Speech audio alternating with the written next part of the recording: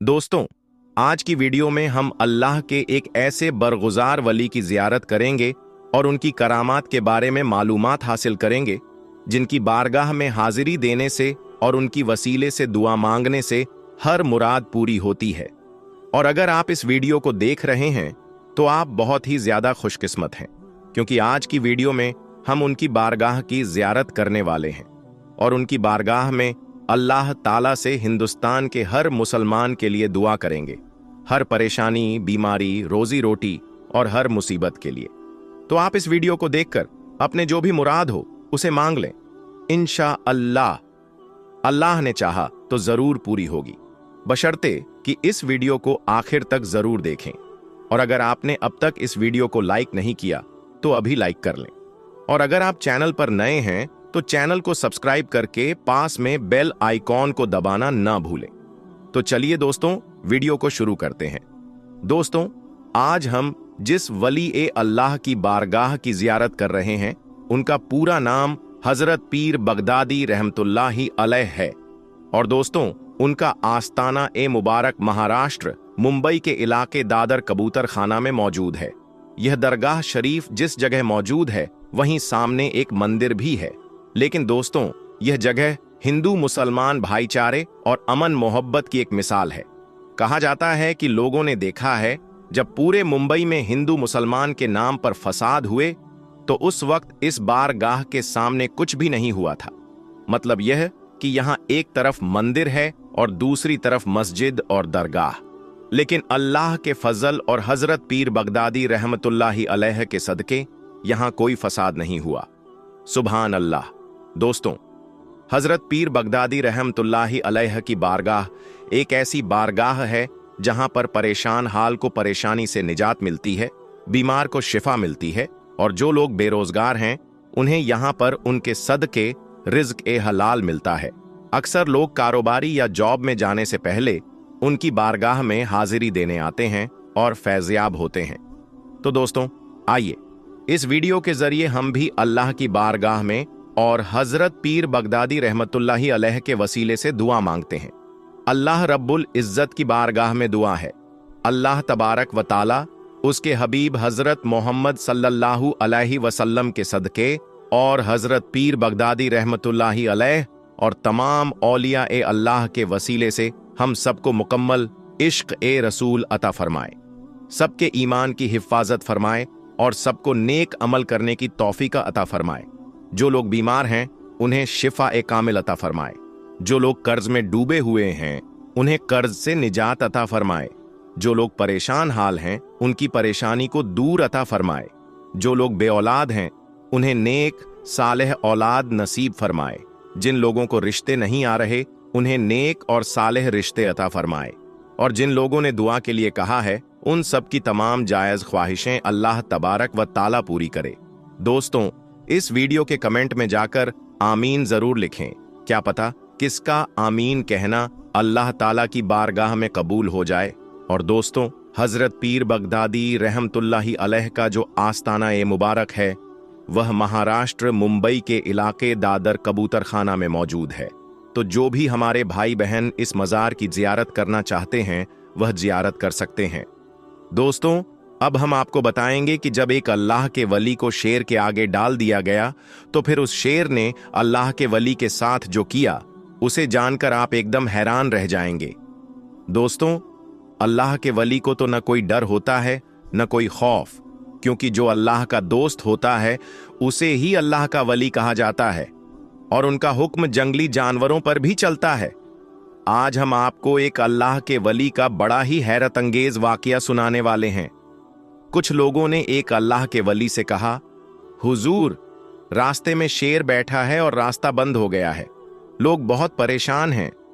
यह सुनकर वह अल्लाह के वली उस जगह तशरीफ ले गए जहां शेर बैठा था।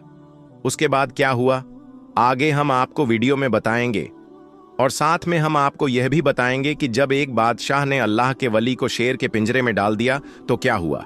वीडियो बहुत ज्यादा प्यारी है, यकीनन यह वीडियो देखने के बाद आपका दिल खुश हो जाएगा। दोस्तों, हजरत इब्राहिम बिन अदहम रहमतुल्लाहि अलैह के पास कुछ लोग आए और कहने लगे, हुजूर, फलां रास्ते में एक शेर आ बैठा है और रास्ता बंद हो गया है। वह शेर वहां से जाता ही नहीं, जिससे लोग बड़े परेशान हो रहे हैं। फरमाइए क्या करें? हजरत इब्राहिम उठे और जहां शेर बैठा था वहां तशरीफ ले गए। फिर शेर से मुखातिब होकर फरमाने लगे, ऐ शेर, अगर हम में से किसी पर हमला करने का तुझे हुक्म हो चुका है तो अपना काम कर, और अगर ऐसा नहीं तो यहां से उठ और अपनी जगह चला जा। शेर ने यह सुना तो फौरन उठा, हजरत इब्राहिम बिन अदहम की तरफ देखने लगा और फिर वहां से वापस जंगल में चला गया। दोस्तों, अल्लाह वालों का हुक्म तो शेर भी सुनते हैं और मानते हैं। अब हम आपको उन अल्लाह के वली के बारे में बताते हैं जिन्हें शेर के पिंजरे में डाल दिया गया। एक मर्तबा एक बादशाह ने एक वली अल्लाह पर नाराज होकर उन्हें शेर के पिंजरे में डाल दिया ताकि शेर इन अल्लाह के वली को हलाक कर डाले। लेकिन लोगों ने देखा कि जब शेर ने इन अल्लाह के वली को अपने पिंजरे में देखा तो वह दौड़ता हुआ आया और फिर उस अल्लाह के वली के कदमों पर अपना सिर रखकर चाटने लगा, गोया वह उस वली के कदम चूम रहा था। प्यारे दोस्तों, वली से मुराद वह शख्स है जिसे अल्लाह तबारक व ताला की मदद हर वक्त हासिल रहती है। आज की इस वीडियो में हम आपके सामने कुछ ऐसे औलिया अल्लाह का जिक्र करने वाले हैं जिन्होंने अपनी जिंदगी अल्लाह तबारक व ताला के लिए कुर्बान कर दी। उन्होंने अपनी ख्वाहिशों को अल्लाह और उसके रसूल हजरत मोहम्मद सल्लल्लाहु अलैहि वसल्लम की मोहब्बत में फना कर दिया। फिर अल्लाह तबारक व ताला ने उन्हें दुनिया में वह मकाम और मर्तबा अता फरमाया कि उन्होंने न सिर्फ इंसानों के दिलों में बल्कि दरिंदों के दिलों में भी राज किया। आपको बताएंगे कि कश्मीर में वह कौन से अल्लाह के वली थे जो शेर की सवारी फरमाया करते थे और उनके मजार पर आज भी शेर हाजिरी देने आते हैं। लेकिन दोस्तों, वीडियो में आगे बढ़ने से पहले आपसे गुजारिश है कि अगर आपने हमारे वीडियो को अभी तक लाइक नहीं किया है तो अभी लाइक कर लें। अगर हमारे चैनल को सब्सक्राइब नहीं किया है तो आगे बढ़ने से पहले उसे सब्सक्राइब कर लें और आइंदा आने वाली दिलचस्प वीडियो के लिए बेल आइकन पर क्लिक करना ना भूलें। तो चलिए शुरू करते हैं आज की वीडियो। दोस्तों, शेख अबुल हसन का शुमार अहद ए कदीम के उन बुजुर्गा दीन में होता है जिन्होंने अपनी जिंदगी को अल्लाह तबारक व ताला की रजा के लिए कुर्बान कर दिया। आपके जमाने में मिस्र पर अहमद बिन तुल्लून की हुकूमत थी। वह एक जालिम बादशाह था, लोगों पर जुल्म और सितम करता था और उसके दरबार में बेहयाई आम थी। अहमद बिन तुल्लून से लोग बहुत तंग थे, लेकिन किसी में इतनी हिम्मत नहीं थी कि उसके जुल्म के खिलाफ आवाज उठाए। लेकिन दोस्तों, जो अल्लाह तबारक व ताला का वली होता है उसे न किसी का डर होता है न कोई खौफ। इसीलिए शेख अबुल हसन उसके सामने गए और उसे उसके जुल्मों सितम से बाज आने की नसीहत की। लेकिन अहमद बिन तुलून को आपकी यह बात बिल्कुल पसंद नहीं आई। उसने सजाए मौत के तौर पर आपको भूखे शेर के आगे डालने का फैसला सुना दिया। उसके कहने पर एक शेर को कई दिनों तक भूखा रखा गया और शहर में ऐलान भी करवा दिया गया कि एक मुजरिम को सरेआम सजा दी जाएगी और उसे भूखे शेर के आगे फेंक दिया जाएगा। बादशाह के हुक्म पर शेख अबुल हसन को मैदान में लाया गया। चारों तरफ लोग जमा हो गए और उन लोगों में आपके कुछ शागिर्द भी मौजूद थे। इसके बाद एक भूखा शेर मैदान में लाया गया। वह शेर हमला करने के लिए बहुत बेताब था। चुनांचे बादशाह के इशारे पर उसकी जंजीर खोल दी गई। शेर फौरन आपकी तरफ भागता हुआ आया। लोग सांसें थामे हुए थे, सोच रहे थे कि शेर अब भी आपको खा जाएगा। लेकिन तमाम लोगों ने देखा कि शेर आपके करीब पहुंचा, फिर आपका जिस्म सूंघने लगा और फिर ऐसा लगा जैसे किसी ने उसे पीछे हटा दिया हो। शेर कुछ दूर जाकर अदब के साथ बैठ गया। पूरा मैदान अल्लाहू अकबर की सदाओं से गूंज उठा। बादशाह से यह मंजर बर्दाश्त नहीं हुआ। गुस्से में उठकर चला गया और शेख अबुल हसन को आजाद करने का हुक्म दे दिया। जब आपके शागिर्द आपके पास आए तो पूछने लगे, हुजूर, जब शेर ने आप पर हमला किया था तो क्या आपको कोई डर महसूस नहीं हुआ? आपने जवाब दिया, अल्लाह की कसम, मुझे किसी किस्म का खौफ नहीं हुआ, बल्कि मैं उस वक्त यह सोच रहा था कि इस दरिंदे के मुंह से निकलने वाली झाग से कहीं मैं नापाक तो नहीं हो जाऊं, कहीं मुझसे अल्लाह और उसके रसूल सल्लल्लाहु अलैहि वसल्लम की कोई सुन्नत छूट तो नहीं जाएगी। तो प्यारे दोस्तों, ऐसे होते हैं अल्लाह के वली हजरत मोहम्मद सल्लल्लाहु अलैहि वसल्लम के गुलाम वह होते हैं जिनका दुनिया में कोई ताकत कुछ नहीं बिगाड़ सकती। यही वजह है कि उन्हें ना किसी तरह का डर होता है और ना कोई खौफ। दोस्तों, अब आपको अल्लाह के एक और वली हजरत सैयद शेर अली शाह रहमतुल्लाह अलैह का वाकया सुनाते हैं। आपका मज़ार मुकद्दस जम्मू कश्मीर के कुंज गांव में मौजूद है। यह गांव अपनी खूबसूरती और ऊंची ऊंची चोटियों की वजह से आसपास के इलाके में बहुत मशहूर है। दोस्तों, जिस जमीन पर हजरत शेर अली शाह जैसे अल्लाह के वली मौजूद हों तो उस जगह की कद्र और मंजिल और भी बढ़ जाती है। अल्लाह के इस वली का असल नाम सैयद सुल्तान शाह गाजी था। कहा जाता है कि आप शेर की सवारी किया करते थे, इसी वजह से आप हजरत शेर अली शाह के नाम से मशहूर हुए। आपने सारी उम्र इश्क इलाही और मोहब्बत रसूल सल्लल्लाहु अलैहि वसल्लम में महव रहकर गुजारी। लोगों के साथ नरमी और मोहब्बत से पेश आते थे और यही वह खूबियां थीं जिनकी वजह से आप लोगों के दिलों में हुकूमत किया करते थे। आपका हुक्म जंगली दरिंदों पर भी चलता था। हजरत शेर अली शाह रहमतुल्लाह अलैह का एक वाकया बड़ा मशहूर है। आप शेण इंदिरा गांव में मुकीम थे। आपसे मिलने एक परदेसी आ रहा था। यहां पहुंचते पहुंचते रात काफी हो गई। उसके साथ एक गाय भी थी। रात गुजारने के लिए उस मुसाफिर ने आपसे जगह मांगी। आपके कहने पर उसने अपना माल और मवेशी के कमरों में बांध दिए, लेकिन वहीं पर आपका पालतू शेर भी मौजूद था। मुसाफिर के जहन में ख्याल आया कि कहीं यह शेर उसकी गाय को ना खा जाए, लेकिन फिर भी उसने गाय वहीं बांध दी और सो गया। रात के किसी पहर वह मुसाफिर उठकर अपनी गाय को देखने गया कि वह मौजूद है या नहीं, लेकिन उसने एक अजीब मंजर देखा। उसकी गाय वहां नहीं थी, बल्कि ऐसा लगा जैसे शेर उसे खा चुका था। मुसाफिर को बहुत गुस्सा आया। उसने सोचा, सुबह उठकर इसकी शिकायत करूंगा। लेकिन जब सुबह उसकी आंख खुली तो उसने देखा कि उसकी गाय वहीं मौजूद थी, सही सलामत, बिल्कुल पहले की तरह। फिर उसने एक और अजीब मंजर देखा। हजरत शेर अली शाह रहमतुल्लाह अलैह अपने पालतू शेर के साथ मौजूद थे और अपने शेर से कह रहे थे, मुसाफिरों और परदेसियों के साथ ऐसा सुलूक बिल्कुल नहीं किया जाता। एक बार आप शेर की सवारी करते हुए जंगल से गुजर रहे थे। रास्ते में आपको प्यास लगी तो आपने अपने एक मुरीद को असा, लाठी दिया और कहा, पत्थर पर असा को मारो। जैसे ही मुरीद ने ऐसा किया, अल्लाह के करम से वहां एक चश्मा फूट पड़ा और पानी बहने लगा। आज तक वही पानी लंगर के लिए इस्तेमाल होता है और आसपास के लोग भी उसका इस्तेमाल करते हैं। सैयद शेर अली शाह रहमतुल्लाह अलैह का इंतकाल 1262 हिजरी में हुआ। आपका मज़ार मुकद्दस मखियाला में आज भी मौजूद है। कहा जाता है कि आपके इंतकाल के बाद आपके पालतू शेरों को आजाद कर दिया गया था, लेकिन आज भी उनकी औलादें आपके दरबार में हाजिरी देती हैं। दोस्तों, कुछ वक्त पहले सोशल मीडिया पर एक वीडियो वायरल हुई थी। इस वीडियो में कुछ जंगली शेर एक दरगाह पर आते हैं और कुछ वक्त के लिए वहां रुकते हैं। अब इस वीडियो के बारे में लोगों की अलग अलग राय थी। कुछ लोग कहते हैं कि साफ देखा जा सकता है कि शेर दरगाह को चूमते हैं और वहां खामोश खड़े रहते हैं, जबकि कुछ लोगों का कहना था कि यह महज जंगली दरिंदे हैं जो खुराक की तलाश में इस इलाके में निकले थे। बहरहाल दोस्तों, आपका इस बारे में क्या ख्याल है? आप हमें कमेंट बॉक्स में अपनी राय जरूर बताइए। अब हम आपको मुंबई की एक ऐसी करामाती दरगाह की जियारत कराएंगे जो कि मुंबई के CST रेलवे स्टेशन पर मौजूद है। इस दरगाह में आराम फरमाने वाले अल्लाह के वली की एक बहुत बड़ी करामत का वाकया आज की इस वीडियो में हम आपको बताएंगे। दोस्तों, हजरत बिस्मिल्लाह शाह बाबा रहमतुल्लाह अलैह की दरगाह saint George CST railway station पर मौजूद है।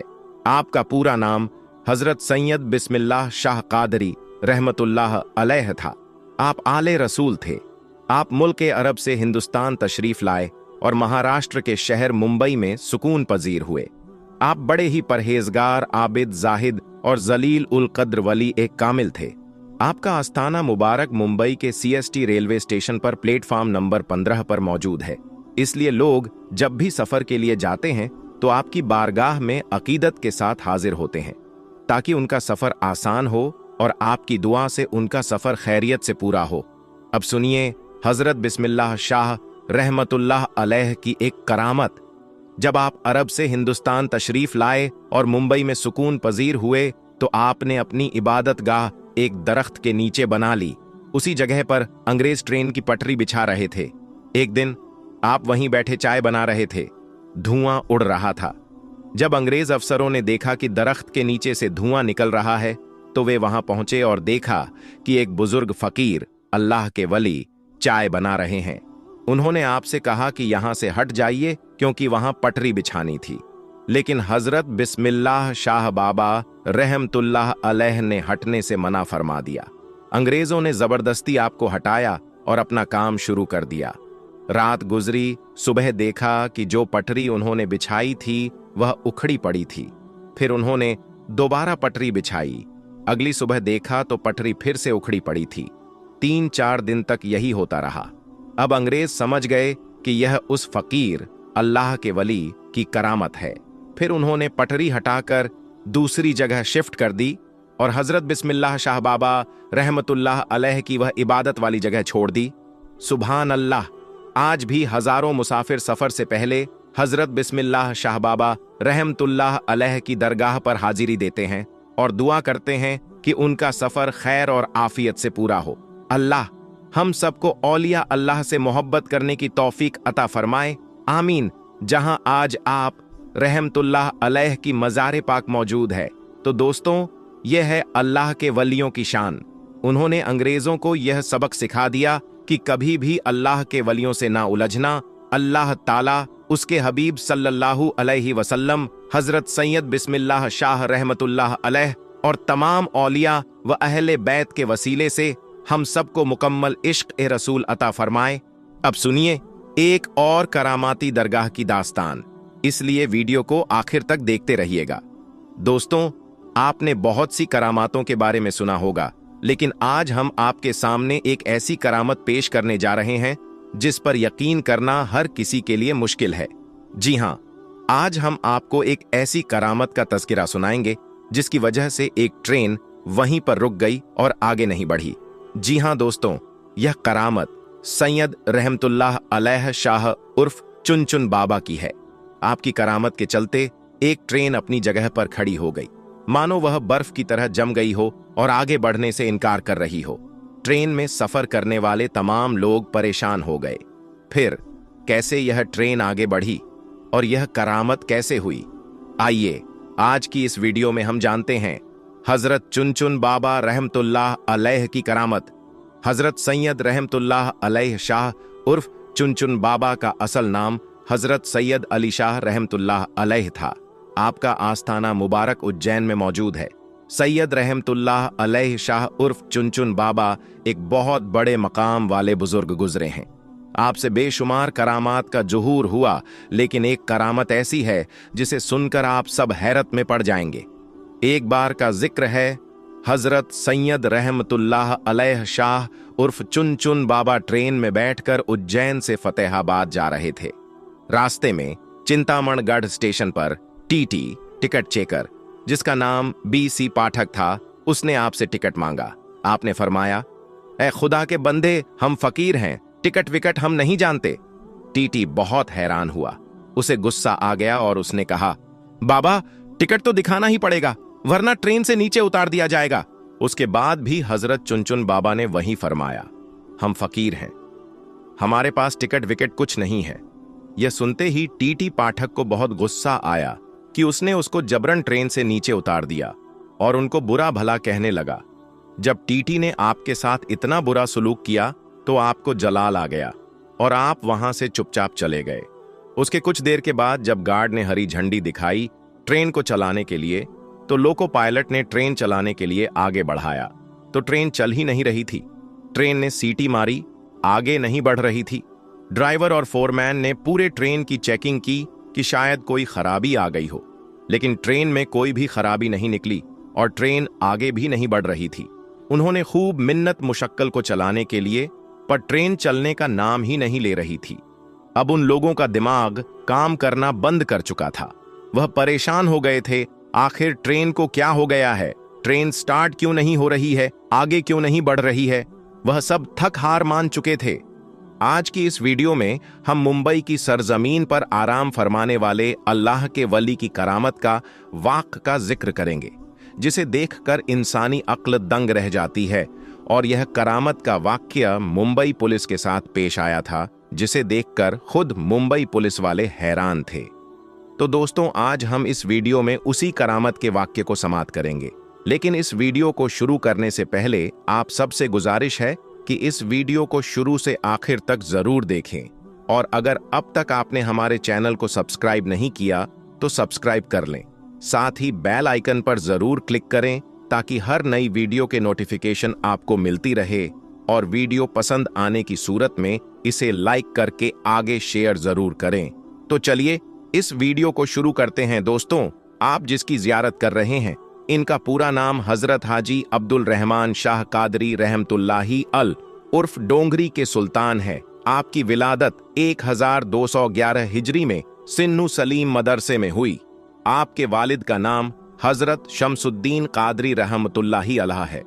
आपने हिंदुस्तान की रियासत महाराष्ट्र के शहर मुंबई में आकर पायदे एक मस्जिद में सुकून इख्तियार की। आप हाफिज कुरान थे और मदरसे में बच्चों को कुरान की तालीम देते थे। हज बैतुल्लाह के दौरान आपने मिर्जा सीना से फैज हासिल किया। हज से वापस आने के बाद आप सब कुछ छोड़कर अल्लाह की इबादत वरिया में मसरूफ हो गए। आप अपने पास एक असा यानी छड़ी रखते थे, और जो कोई परेशान हाल बीमार या फिर आसेब ज्यादा आता तो उस बीमार के सर पर वह छड़ी मार देते, तो अल्लाह के क्रम से वह शिफा याबे हाल होता।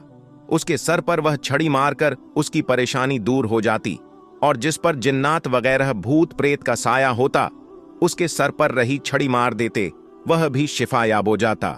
हजरत अब्दुल रहमान शाह बाबा रहमतुल्लाह की बेशुमार करामातें हैं, जिनमें से एक करामत के बारे में कहा जाता है कि एक मर्तबा मुसाफिर खाने में हजरत अब्दुल रहमान शाह बाबा रहमतुल्लाह ताला अलैह ठहरे हुए थे। एक शख्स ने किसी गलत फहमी की वजह से पुलिस स्टेशन में आप रहमतुल्लाही अलैह के खिलाफ शिकायत दर्ज करवाई। फिर पुलिस ने आप रहमतुल्लाही अलैह को हवालात में डाल दिया। फिर शाम को लोगों ने हजरत अब्दुल रहमान शाह बाबा रहमतुल्लाह अल को बाहर लते हुए देखा, जबकि हवालात का ताला खुला भी नहीं था। फिर पुलिस ने आप रहमतुल्लाही अलैह को वापस हवालात में डाल दिया। लोगों ने फिर आप रहमतुल्लाही अलैह बाहर टहलते हुए देखा। फिर पुलिस ने आप रहमतुल्लाही अलैह को वापस हवालात में डाल दिया। फिर से आप उसी दिन शाम में बाहर लोगों को नजर आए। कई बार ऐसा होने के बाद पुलिस ने खुद ने हजरत अब्दुल रहमान शाह बाबा रहमतुल्लाही अलैह को रिहा कर दिया। जिस पुलिस स्टेशन में आप रहमतुल्लाही अलैह को बंद किया गया था, वहीं आज भी आपका चिल्ला मुबारक मौजूद है। आपकी आस्थाने मुबारक पर कसीर तादाद में आपके अकीदतमंद अपनी अकीदत व मोहब्बत के साथ आते हैं और फैज़ हासिल करते हैं।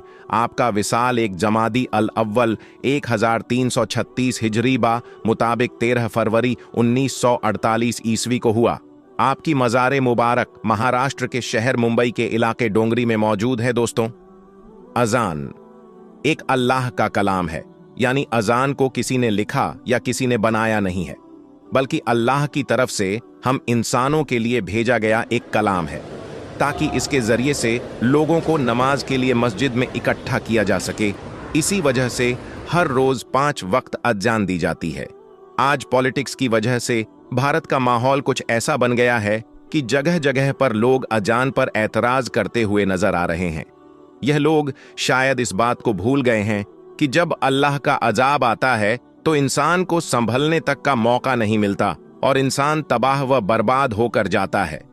आज की इस वीडियो में हम आपको एक ऐसे शख्स के बारे में बताने वाले हैं जो अजान से सख्त नफरत किया करता था, और यही नहीं, एक बार तो उसने अजान देने वाले को गालियां दी और तो और उसे थप्पड़ भी मार दिया और अजान भी बंद करा दी। बाद में उस शख्स के साथ में जो कुछ हुआ उसके बारे में जानकर यकीनन आप लोग भी हैरान और परेशान हो जाओगे। इसीलिए आज का वीडियो आप सभी के लिए बहुत ही खास है। आप हिंदू हो या मुसलमान, आप इस वीडियो को आखिर तक जरूर देखिए और मेहरबानी करके कमेंट बॉक्स में अल्लाहू अकबर जरूर लिखें। प्यारे दोस्तों, बहुत पहले की बात है, किसी पोस्ट पर एक बहुत बड़ा ऑफिसर था। एक बार किसी खास काम की वजह से उसका तबादला यानी उसका ट्रांसफर मुस्लिम इलाके में हो गया था। इत्तेफाक से उसको जो वहां पर रहने के लिए जो मकान मिला, उसके करीब में ही एक मस्जिद थी जिसमें 5 वक्त रोजाना अजन दी जाती थी।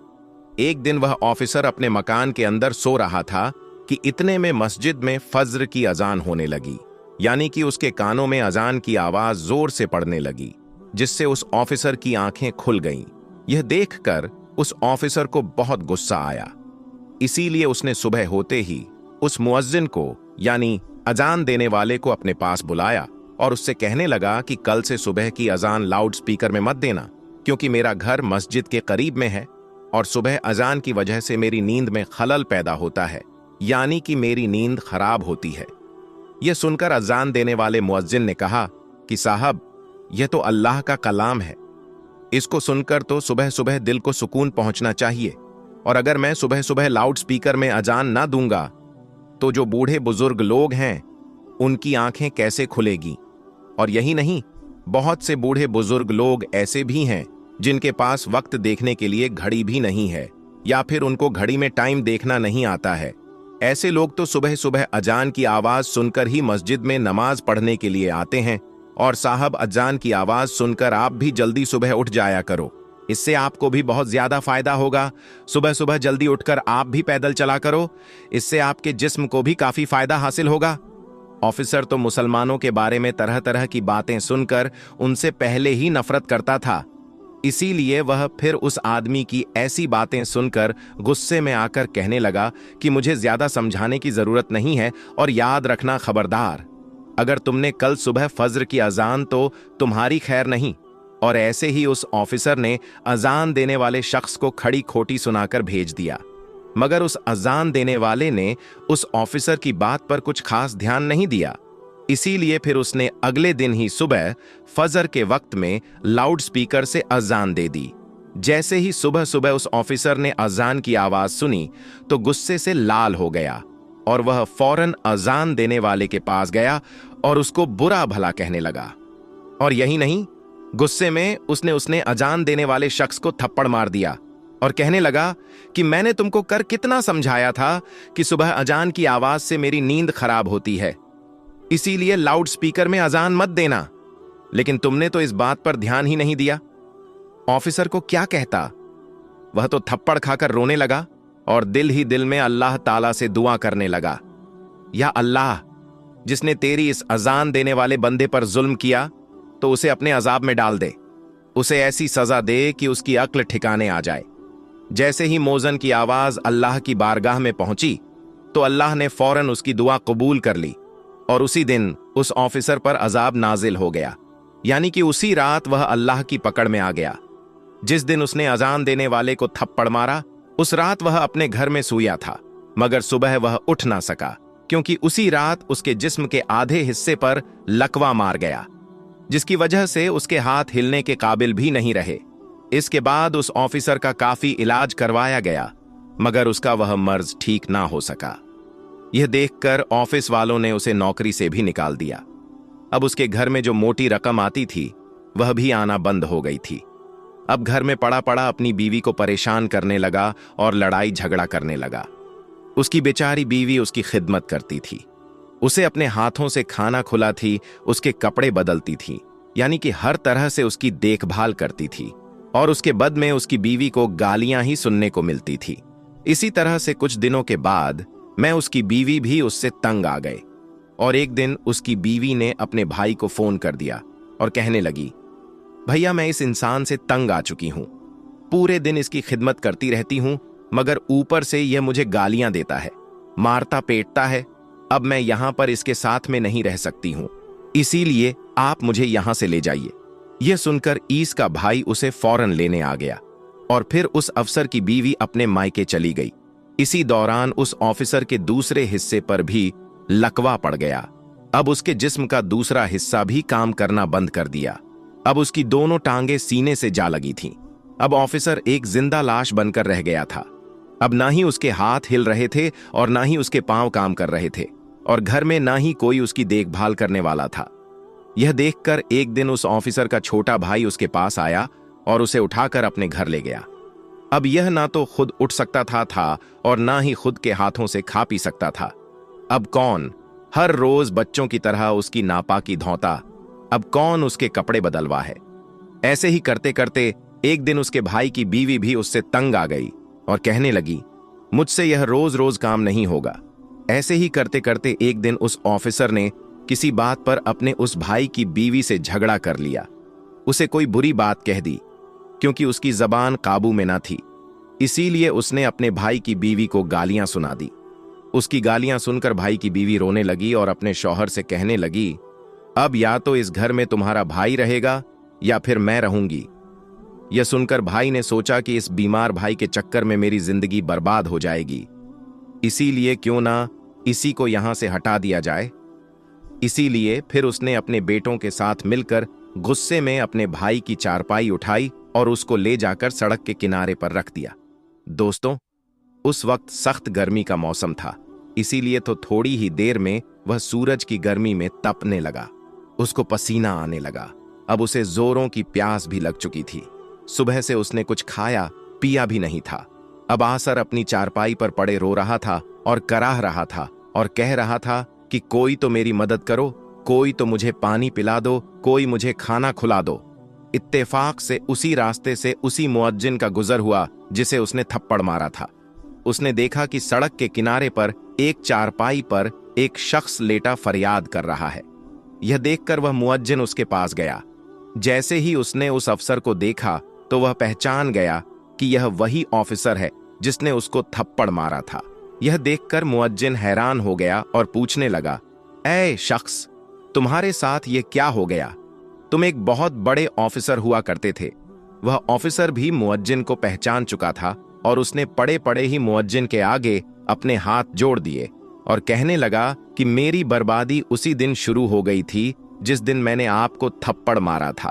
फिर उस ऑफिसर ने अपनी पूरी दर्द भरी कहानी उस मुअज्जिन को सुना डाली। उसने बता दिया कि उसी रात मेरे जिस्म पर लकवा पड़ गया था और उसके बाद से मेरी हालत बिगड़ते बिगड़ते आज मेरी हालत ऐसी हो गई है कि आज मेरे पास में कोई खड़ा नहीं होता है। मेरे सब अपनों ने मुझे ठुकरा दिया है। इतना कहते कहते वह अफसर फुट फूट कर रोने लगा। उस शख्स की हालत देखकर उस मुअज्जिन को उस पर तरस आ गया। उसने उसको पानी पर बलाया और उसके लिए खाना लेकर आया और अपने हाथों से उसको खाना खिलाया। और यही नहीं, फिर उसे उठाकर वह अपने घर भी ले गया और खूब अच्छी तरह से उसकी खिदमत करने लगा। उस मोजिन ने उसे बताया, तुमने अल्लाह की शान में गुस्ताखी की है, इसीलिए तुम सच्चे दिल से अल्लाह से मुफी मांगो। यह सुनकर वह ऑफिसर सच्चे दिल से अल्लाह की बारगाह में रो रो कर अल्लाह से मुफी मांगता रहा और साथ ही वह मुअज्जिन उसके हक में दुआ करने लगा। अल्लाह ने फौरन उनकी दुआ को कबूल फरमाया। इसीलिए थोड़ी ही दिनों की खिदमत के अंदर ऑफिसर पूरी तरह से ठीक हो गया और वह उठकर चलने फिरने लगा। तो प्यारे दोस्तों, याद रखें, जो कोई जिस मजलूम पर जुल्म करता है उस पर फिर उसी तरह से अल्लाह का अजाब उतरता है। बाज मर्तबा इंसान अपनी औकात को भूल जाता है। आज हमारे पास में वक्त है सही मानों में इंसान बनने का, अपनी औकात को याद करने का। प्यारे दोस्तों, अल्लाह वह है जो इंसान के किसी भी नुकसान को दूर करने में मदद कर सकता है, क्योंकि यह उसकी ख्वाहिश और उसकी ताकत के बिना नहीं हो सकता। अल्लाह के नाम और उसकी तारीफों को जानना इंसान को फितरत के किसी भी रूप की पूजा करने से मुक्त करता है, क्योंकि सृष्टि कमजोर है और निर्माता अल्लाह की जरूरत है। अल्लाह को याद रख, अल्लाह तुझे याद रखेगा। अस्सलाम वालेकुम प्यारे दोस्तों, इसी तरह की इस्लामी घटनाओं और वाक़यात से रूबरू होते रहने के लिए आज ही सब्सक्राइब करें हमारे चैनल को और साथ ही बेल आइकन को प्रेस करें। दोस्तों, एक लड़की की शादी को 7 साल का अरसा बीत गया, मगर वह औलाद की नेमत से महरूम थी। उसके घर में कोई औलाद नहीं हुई थी। इसके खानदान और दोस्तों में जितनी भी इसके साथ की लड़कियां थीं, वह सब कोई 2, कोई 3 और कोई 4 बच्चों की मां बन चुकी थी। इस लड़की की बहुत हसरत थी कि अल्लाह इसकी भी गोद भर दे। यह लड़की किसी से कुछ नहीं कहती थी, लेकिन दिल ही दिल में अल्लाह से दुआ मांगा करती थी, या अल्लाह मुझे भी यह खुशियां दिखा दे।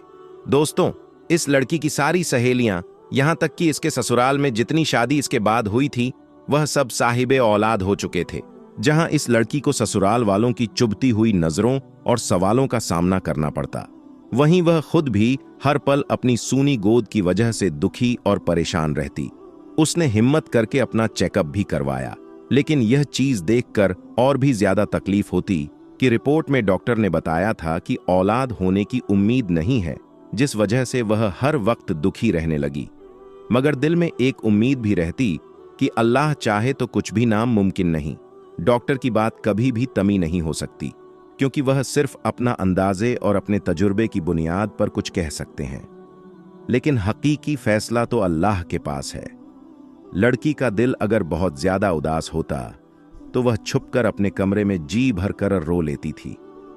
कोई भी इसकी तकलीफ को समझ नहीं पा रहा था कि वह औलाद ना होने की वजह से खुद कितनी तकलीफ से गुजर रही है। ससुराल वाले तो बातें बनाते ही थे, लेकिन रिश्तेदारों और पड़ोसियों की बातें जलती पर तेल का काम किया करती थीं, और उसकी सास कुछ बातें बाद में कर देती, जिन्हें सुनकर उसका दिल चाहता था कि वह मर जाए या उन लोगों से कहीं दूर चली जाए, क्योंकि उन लोगों की बातें दिन बदिनी जा रही थीं। लेकिन उसे उम्मीद थी तो सिर्फ अल्लाह पाक से। वह हर नमाज में रो रो कर बस अल्लाह से एक ही फरियाद करने लग गई कि वह उसे औलाद की नेमत से नवाजे। जैसे जैसे लोगों के ताने बढ़ रहे थे, उसी तरह उसकी इबादत भी बढ़ रही थी। वह बस अल्लाह की रहमत की आस में थी कि कब उसकी दुआ कबूल होती है।